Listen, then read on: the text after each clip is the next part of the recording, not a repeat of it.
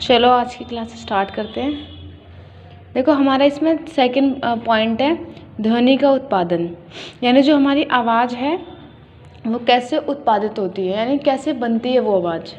देखो इसमें कुछ क्रियाकलाप दे रखे हैं, जैसे एग्जाम्पल दे रखे हैं। सबसे पहला है एक स्वरित द्विभुज लीजिए और इसकी किसी भुजा को एक रबड़ के बैंड पर मार कर इसे कंपित करिए। यानी एक द्विभुज लीजिए और उस पर ना एक रबड़ बांध दीजिए और वो रबड़ की बैंड पे क्या उस पर एक चोट मारिए। ठीक है, जैसे बैंड होता है ना, जैसे तबला बजाते हैं वैसे बजाइए। उससे क्या होगा, वो ना कंपित होने स्टार्ट हो जाएगा। पता है कंपित क्या होता है?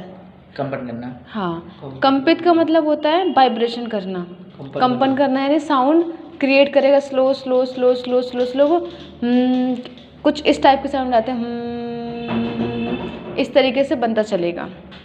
ठीक है, इसे अपने कान के समीप लाइए, उसको अपने कान के पास लाओ। समीप मतलब पास लाना, कान के पास लाओ।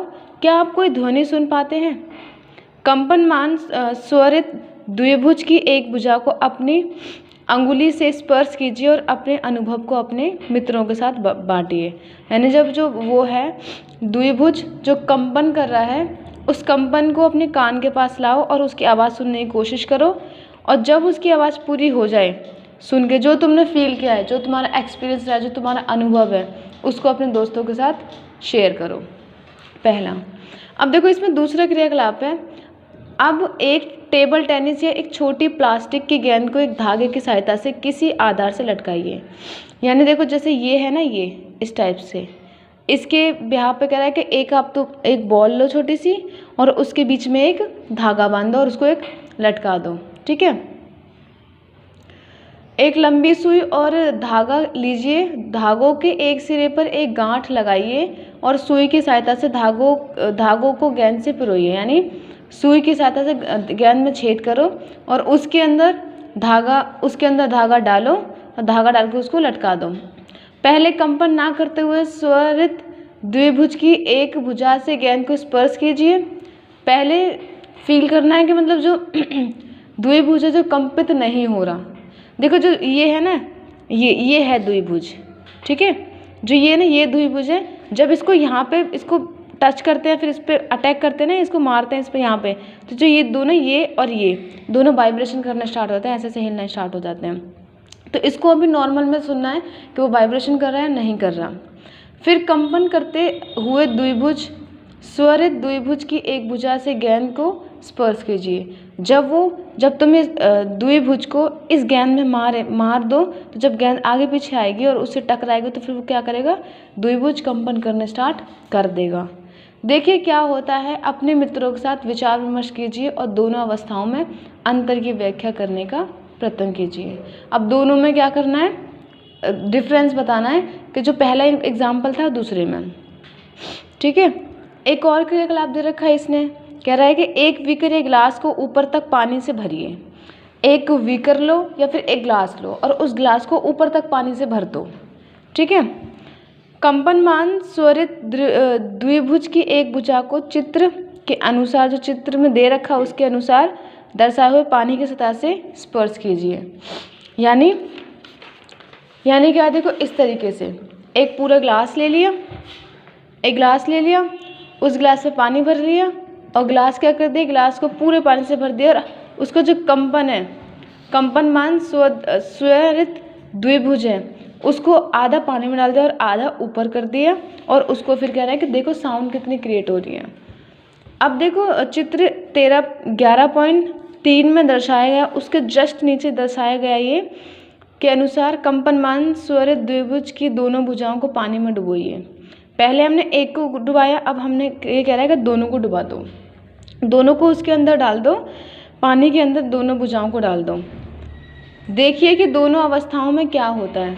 अब बताना है कि इसमें क्या, इस अवस्था में क्या हुआ था और इस अवस्था में क्या हुआ था। ठीक है, देखो एक पॉइंट होता है आ रहा है, जैसे कि जो साउंड है ना, जो साउंड फ्लो करता है, जो आगे बहता है, आगे बढ़ता है, वो उसको बढ़ने के लिए साउंड बहुत स्पीड से बढ़ता है हवा में। उसको, क्योंकि अब जब कोई साउंड क्रिएट होता है, साउंड बन रहा है और वो आगे उसको फ्लो करना है, आगे बढ़ना है, तो जो उसकी वो है, उसके लिए जो हवा है बहुत अच्छा माध्यम होता है, बहुत अच्छा मीन होता है कि वो आगे संचरण कर ले। बट अब देखो पानी के अंदर, हालांकि पानी के अंदर गैस होती है, ऑक्सीजन भी होती है और हाइड्रोजन भी होती है, दोनों गैसों से मिलकर पानी बना होता है। बट इतना है कि इसकी क्वांटिटी गैस की कम होती, इतना उसमें पानी ज़्यादा होता है, तो लेकिन साउंड ज़्यादा क्रिएट नहीं होती।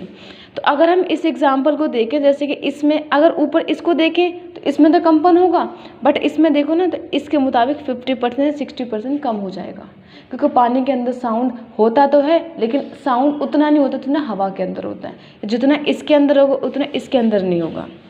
ठीक है, जैसे इसमें कह रहे हैं ना, उपरोक्त क्रियाकलापों से आप क्या निष्कर्ष निकालते हैं? क्या आप किसी कंपनमान वस्तु के बिना ध्वनि उत्पन्न कर सकते हैं? क्या जो कोई भी चीज़ है, देखो साउंड बनता कब है, साउंड होता कब है, स्टार्टिंग कब होता है? जब दो चीज़ें आपस में टकराएं। अब देखो जैसे कि मैं बोल रही हूँ, तुम बोल रही थी तुम्हारे मुंह में तो कुछ है नहीं, तुम दो चीज़ तो टकरा नहीं रही हो, फिर भी तुम्हारी आवाज़ क्यों हो रही है? देखो जब मैं ये बोल रही हूँ तो मेरे यहाँ पे, बेशक मेरे एक मुंह है, लेकिन यहाँ पे क्या है, मेरे यहाँ पे जो है ना कंठ में वाइब्रेशन क्रिएट हो रही है। यहाँ पे बहुत तरह के काम स्टार्ट हो गए हैं, जो हमें लग रहा है कि हमारा फेस है सिर्फ एक, गला है, लेकिन इसके मुताबिक यहाँ पे कंठ है, उसके अकॉर्डिंग हड्डियाँ, जो वाइब्रेशन है, जो हम बोलते वक्त में हवा का प्रेशर लग रहा है, ये सारी चीज़ मैं यूज़ कर रही हूँ। ठीक है, अब तक वर्णित क्रियाकलापों में हमने स्वरित द्विभुज से आघात द्वारा ध्वनि उत्पन्न की है। अब तक हमने जो क्रियाकलाप देखा है, इनमें सिर्फ हमने क्या किया, इसमें जो साउंड है द्विभुज जो है, द्विभुज उससे क्रिएट हुआ साउंड को हमने देखा है। हम विभिन्न वस्तुओं में घर्षण, यानी अगर हमें किसी और वस्तुओं में, बहुत तरह की वस्तुओं में साउंड क्रिएट करना है, साउंड बनाना है, तो हमें क्या करना पड़ेगा, हमें उसको घर्षण करना पड़ेगा, घसीटना पड़ेगा। हम खुरच कर उसके थ्रू हम साउंड बना सकते हैं। उसमें हम किसी भी चीज़ को रगड़ कर साउंड बना सकते हैं। हम हवा या वायु को फूंक कर उसमें साउंड बना सकते हैं। ठीक है, या उनको हिलाकर उनमें साउंड या ध्वनि बना सकते हैं। इन क्रियाकलापों में हम क्या करते हैं, हम वस्तु को कंपनमान करते हैं। इन क्रियाकलाप में क्या हमने क्या किया, पहले वस्तु को कंपन किया है, वाइब्रेशन में लाए हैं, फिर उससे ध्वनि साउंड उत्पन्न कराई है। कंपन का अर्थ होता है किसी वस्तु का, देखो कंपन का अर्थ क्या होता है, कंपन का अर्थ होता है किसी वस्तु का तेजी से बार बार इधर उधर गति करना। देखो कंपन का मतलब क्या होता है, किसी भी चीज़ का तेजी से बार बार इधर उधर गति करना, उसको हम बोलते हैं कंपन। देखो मनुष्यों में वाक ध्वनि का मतलब होता है मुंह से बोलने वाली आवाज़ें। तो मनुष्य में क्या, वाक ध्वनि उनके वाक तंतुओं के कंपित होने के कारण उत्पन्न होती है। तो मनुष्य में क्या होती है, मुंह में जो तंतुएं होते हैं ना, वाक तंतुएं, उसके द्वारा उनकी जो साउंड है वो निकलती है। जब कोई पक्षी अपने पंख को फड़फड़ाता है, देखो हमने सुना है ना, पक्षियाँ पंख फड़फड़ाते हैं, ताकि हम उनकी आवाज़ भी सुनते हैं। जब पक्षियाँ पंख फड़फड़ाते हैं तो उनकी आवाज़ भी आती है। तो क्या आप कोई ध्वनि सुनते हैं? बिल्कुल सुनते हैं, क्योंकि उनसे आवाज़ साउंड आता है। क्या आप जानते हैं कि मक्खी भिनभिनाने की ध्वनि कैसे उत्पन्न करती है? क्योंकि वो हवा में क्या करते हैं, तेज हवा में अपने पंख उड़ाना स्टार्ट कर देते हैं, जिससे क्या होता है, साउंड एक बनना स्टार्ट हो जाता है। एक खींचे हुए रबड़ के छल्ले को बीच में से खींचकर छोड़ने पर यह कंपन करता है। जैसे हमने छल्ला लिया, छल्ला को पकड़ा, जोर से खींच लिया, फिर उसको छोड़ा, तो उसमें वाइब्रेशन कंपन बन जाती है और ध्वनि उत्पन्न करता है। यदि आपने